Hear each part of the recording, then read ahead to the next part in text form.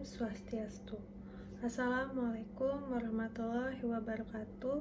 Shalom, Namo Buddhaya, dan salam sejahtera bagi kita semua. Perkenalkan, saya Niputu Fajar Meida Jayanti dengan NIM 2409511149 dari kelas C, Fakultas Kedokteran Hewan Universitas Udayana. Pada video kali ini, saya akan memaparkan mengenai kolibasilosis pada babi yang dapat menyebabkan diare. Sebelum masuk lebih jauh, mari kita ketahui dulu apa itu kolibasilosis.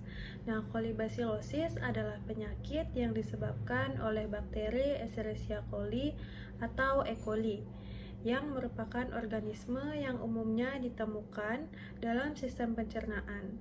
Nah, beberapa jenis E. coli juga dapat menjadi patogen dan menyebabkan berbagai macam masalah kesehatan, termasuk kolibasilosis. Nah, E. coli memiliki antigen adesif yang memproduksi enterotoksin, sehingga dapat menimbulkan penyakit. Kolibasilosis ini biasanya sering terjadi pada hewan ternak muda seperti sapi, kambing, domba, dan juga babi, yang dapat menyebabkan kerusakan pada saluran pernapasan dan juga saluran pencernaan. Nah, ini dapat menyebabkan kematian jika tidak ditangani dengan tepat. Selain itu juga dapat menyebabkan kerugian yang besar bagi para peternak. Selanjutnya kita masuk ke morfologi dan sifat biakan. Nah, bakteri penyebab kolibasilosis atau Escherichia coli ini memiliki morfologi berbentuk batang dengan gram negatif yang tidak membentuk spora dan bersifat motil dengan flagella menyeluruh atau peritrik. Nah, bakteri ini tumbuh baik sebagai fakultatif anaerob. Nah, dia ini mampu bertahan dalam kondisi aerob maupun anaerob. Pada media selektif diferensial eosin methylene blue agar atau EMBA, E. coli ini membentuk koloni bulat dengan permukaan yang cembung, tapi penuh dan juga memiliki warna hijau khas. Nah, sedangkan di Salmonella Shigella agar atau SSA, koloninya itu berwarna merah muda. Nah, kemudian di media blood agar, bakteri ini menunjukkan hemolisis alfa dengan zona gelap di sekitar koloni. Nah, kemudian pada uji biokimianya itu menunjukkan bahwa E. coli mampu menghasilkan indol, motil, positif uji metil red, serta dapat menfermentasikan glukosa dan juga menghasilkan asam stabil. Nah, pertumbuhan optimal bakteri ini terjadi pada suhu 37 derajat Celcius.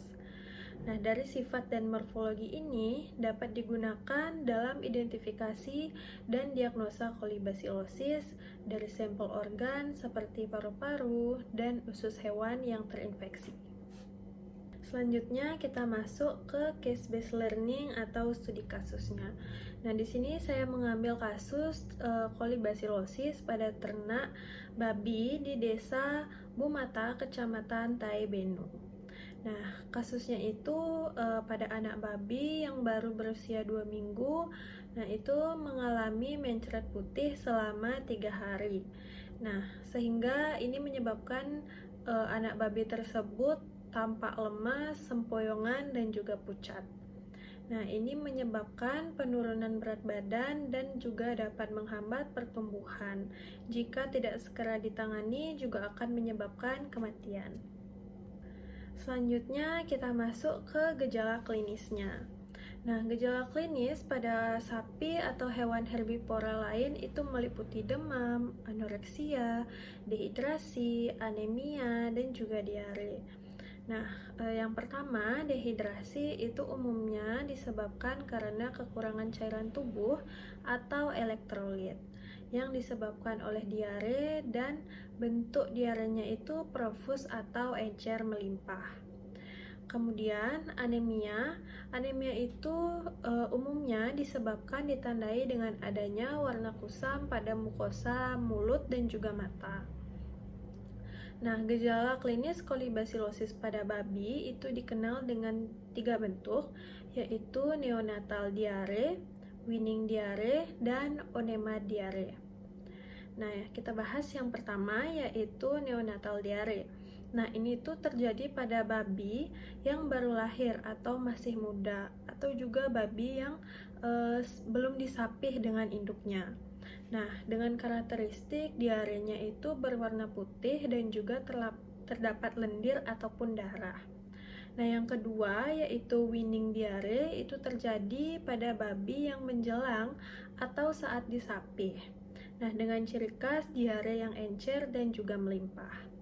Yang terakhir yaitu odema diare, yaitu pada umumnya diare yang disertai dengan odema pada bagian perutnya. Selanjutnya kita masuk ke cara penularan kolibasilosis. Nah, kolibasilosis ini dapat bertahan hidup di lingkungan kandang selama lebih dari seminggu. Nah, sehingga kebersihan kandang dan sanitasi yang buruk menjadi faktor utama penularan penyakit ini. Dan dapat mempermudah bakteri masuk ke saluran pencernaan ataupun saluran pernapasan anak babi sehingga muncullah infeksi. Nah, kita bahas satu persatu dari cara penularannya. Yang pertama itu dapat melalui lingkungan kandang yang terkontaminasi atau feses yang mengandung bakteri E. coli. Yang kedua itu dapat melalui kontak langsung dengan babi yang sudah terinfeksi. Nah, yang ketiga itu melalui permukaan tubuh induk babi seperti puting susu yang basah dan tercemar dengan bakteri E. coli. Yang keempat itu dapat melalui makanan dan minuman yang terkontaminasi bakteri. Kemudian yang kelima itu melalui debu dan juga udara kandang yang mengandung partikel bakteri dari E. coli. Nah, kemudian bagaimana sih cara mendiagnosa dari kolibasilosis ini? Nah, yang pertama itu dapat dengan cara mengamati gejala klinis yang khas.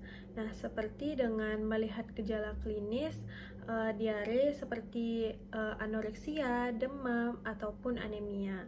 Nah, yang kedua yaitu dengan melakukan nekropsi. Nah, itu dengan cara mengetahui perubahan patologi atau lesi pada organ. Nah, yang ketiga itu dengan cara identifikasi dan juga isolasi. Nah, bakteri ini dapat diisolasi dari feses maupun organ penderita. Nah, umumnya sampel kultur pada media eosin methylene blue agar atau EMBA yang digunakan. Selanjutnya kita masuk ke cara pencegahan dari E. coli ini. Yang pertama itu dapat dengan cara meningkatkan sanitasi kandang, lingkungan, dan manajemen ternak menjadi lebih baik.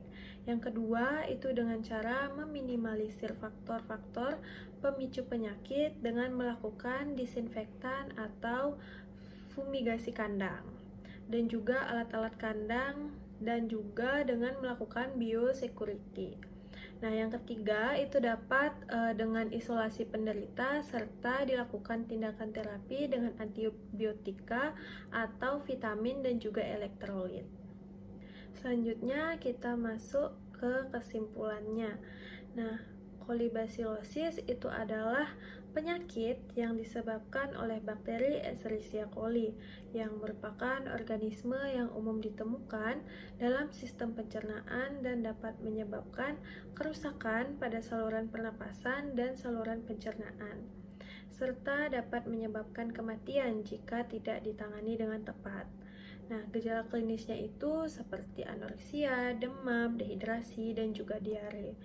Nah, cara pencegahannya yaitu dengan meningkatkan sanitasi kandang, lingkungan, dan manajemen ternak menjadi lebih baik, dan juga meminimalisir faktor-faktor pemicu penyakit, kemudian melakukan desinfektan kandang dan alat-alat kandang, dan juga yang paling penting yaitu melakukan biosecurity serta melakukan isolasi pada penderita dan dilakukan tindakan terapi dengan antibiotika, vitamin, dan juga elektrolit.